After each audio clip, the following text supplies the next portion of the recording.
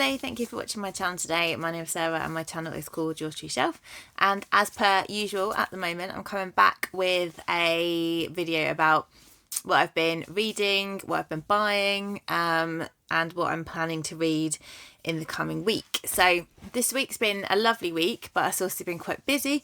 I've been on annual leave this week, and it's also the Easter holidays, so I've had lots of nice days out with the family and stuff like that, and so I haven't been reading as much as I would normally, I guess, which is a little bit ironic seeing as I've had a lot more time than I would have normally.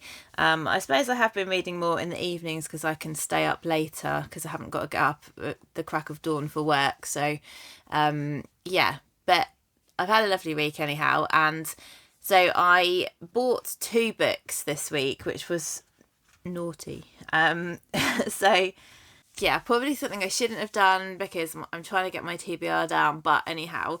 So the first book was a book that I'd seen Nicole from Nicole's Nook talk about and really love, and that was Cleopatra and Frankenstein by Coco Mellors. So I think this is a literary romance, which is about Cleo and Frank, who I believe he is older than her, and I think they meet on New Year's Eve and then they go on to have a relationship, and I'm not sure if it's a good relationship or a destructive relationship. I'm not entirely sure, but I don't want to read too heavily into the blurb because I feel like often it gives too much of the plot away, but that's one that I'm looking forward to reading because Nicole loved it so much. I'll link her channel down below if you don't follow her already. She's got a really lovely booktube channel. And then the second book that I bought this week was At Night All Blood is Black by Diop. So this is a book that I saw on John and Sierra's channel, which is called Then They Were Readers. This channel, I found it just after I'd made the video at the end of last year of my 10 best booktubers of the year. Theirs would have totally been on that list had I found them in time. They've got an absolutely brilliant channel. They're 2 friends who've recently got back into reading, and they record all their videos together, and they're really funny. They work really well together, as well as reading some really interesting books and a great range of books. They tend to read more literary books, and they are great at reviewing them, and I'll link their channel down below as well because they are amazing. So I believe that At Night All Blood is Black is a story about black soldiers' experiences in one of the world wars, which I don't think is ever covered properly in history. And it's a very short book, but I'm really excited to read it. I've bought it online secondhand. I got it on Vinted, so it hasn't arrived yet, so I'm just going to put a picture in, but it should arrive any day. In terms of what I finished, so I only finished 1 book this week, and that was The Maiden by Kate Foster.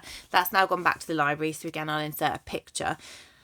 This was a book which is on the long list for the Women's Prize. I would be surprised if it makes the shortlist, but it was a historical crime book, and it's based on a true story. It's about Lady Christian in the 1600s, I think, late 1600s, in Edinburgh.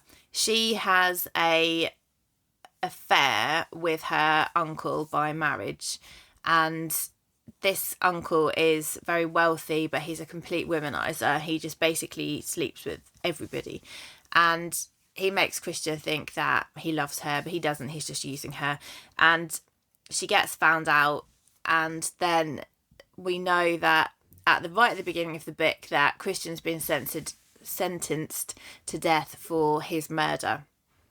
So the story goes then back in time. It goes between past and present, where we're finding out what happened. Did she murder him or not? And what were the circumstances? And does she get executed or not? That's the kind of premise of the story. There's also a narrative of another woman called Violet, who is a sex worker who the uncle used to pay to come and live at his house for long periods of time, even though he has a wife already living there, and is bringing Lady Christian to his house as well.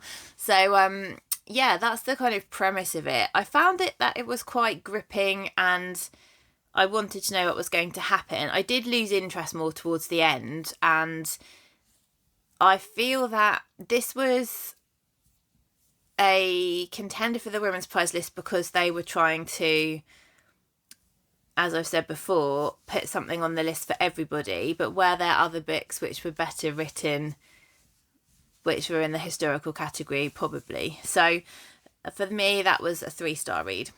Then what I'm currently reading, so I've got 3 books on the go at the moment. So the first one, which I'm most actively reading, I guess you could say, is Brotherless Night by V.V. Ganeshananthan, which I picked up from the library, and that's why it's all shiny.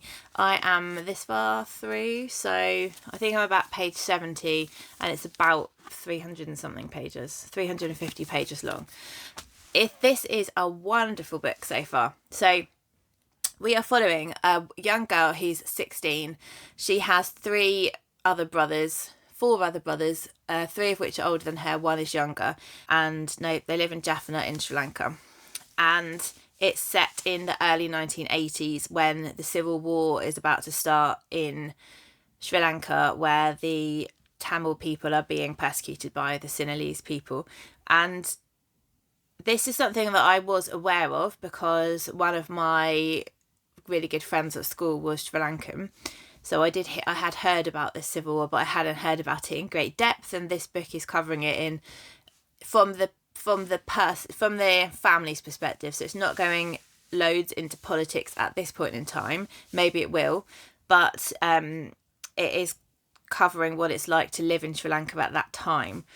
So the family they're all quite academic, the children. The oldest son is a doctor. The girl who's our narrator is trying to get into university to study medicine. And they are just sort of going through their normal life when all of a sudden things start kicking off. And at the point where things start kicking off, our protagonist and her oldest brother are in Colombo, which is the capital of Sri Lanka, which is where everything suddenly starts. Like Tamil houses are being burnt, Tamil businesses are being burnt, Tamil people are being killed in their homes and stuff like that. So it's all very, very terrifying. And the way that this is written is so beautiful, and I'm really invested in the kids and in their parents' lives and in just the culture of the time period. I'm just really wanting to eat this book up. It's the kind of book where I'm turning the pages and I'm not even looking like what time it is, how long I've been reading it for, how many pages I've read, just because I'm so immersed in it. And it's brilliant. It's really, really good. So that one if that one's not on the shortlist, I will be gutted, because it would be a travesty if that didn't get a place. The other book I'm listening to at the moment is Nightbloom, which I was listening to last week.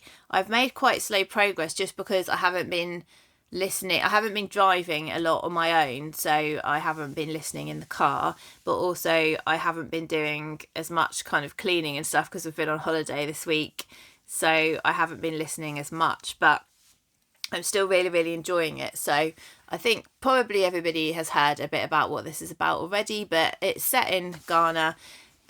Mostly it does move over to America, but we're following 2 cousins, Akorfa and Selassie, as they grow up. They're in different households, and it's their childhood together, things that happen, and their lives split apart. And the first section, which was about 35-40%, was Akorfa's voice, and she was telling us everything from her point of view. And now we've switched to Selassie, her cousin, and we're hearing so far the same events but from Selassie's point of view. So I guess we're then going to get another side of a story, which I'm really interested to hear, because the girls do get less and less close, and we've only heard why from Akorfa. We haven't heard from Selassie. So I am really enjoying it. I think the narrators are great, but also the writing's lovely. I'm very invested in the story.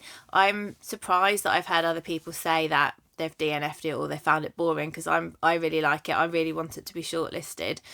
Of the books that I've read or am reading so far on the Women's Prize, then Brotherless Night and Nightbloom are definites for me for the shortlist. I haven't read anything else which I think really should be shortlisted yet, but I've still got other books. I mean, I've only read like books 4 and 5, so I've still got A Trace of Sun and Soldier Sailor on my shelves to read, and I'm waiting for And Then She Fell and Ordinary Human Failings from the library, and the shortlist comes out soon, so it's the 24th, I think, so it's only like 10 or 11 days till the shortlist comes out. So I think, yeah, the ones that aren't shortlisted that I'm not really interested in, I won't go back and read those. So that's my current reads. Oh no, and I am reading one other. So I've now started Giovanni's Room by James Baldwin, which I started yesterday. Read the first section because I'm reading this with Joe, which is why I've got all the tabs of where we're buddy reading.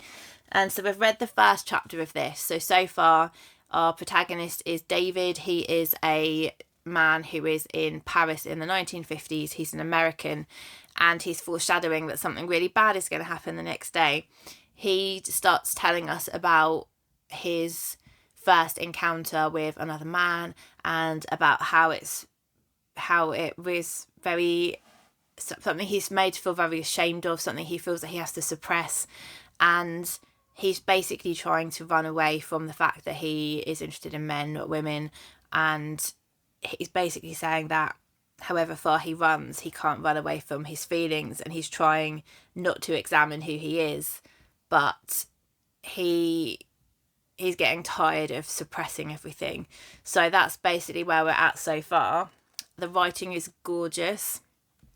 I read a few passages 2 or 3 times because I wanted to really digest them and not just read them without sort of taking them in. So I thought it was a great start to that book. So that's everything that I'm currently reading. My rest of the plans, so for my TBR spin, the prompt was a book that a friend is bullying you to read or something like that. No one bullies me to read anything, but a book that I've had for ages, which everyone's read apart from me, which I feel like I should read, is Daisy Jones and the Six. So I'm going to read this for my TBR spin prompt, which I've had since it was in hardback, and I have no excuse for haven't read it. I'd really like to watch the TV show as well, so I'll read this first, then I'll watch the TV show. Then Ben's prompt for Ben Reads Good is to read a Women's Prize previous winner. So I own a couple of these, but I think the one I'm going to choose is A Place Called Winter, and because I've had it for a really long time, and that's the only reason really. I've got it on my Kindle. I haven't even touched my Kindle this year, which is really bad because I was supposed to be reading at least one book for my Kindle TBR every month. So that's the plans. And then for book club, I think I said this last time, I've got The Tattoist of Aushwitz by Heather Morris is our book club book for this month. So I need to read that by the beginning of May. And then obviously, yeah, depending on the women's prize, we'll sort of see what I pick up next. That's sort of as much planning as I've done at the moment, which is enough. So yeah, so that's my sort of reading week. Let me know if you've read any of these books, if you've bought any new books, what you're excited about reading at the moment. Have a great week, and I will speak to you all soon. Bye.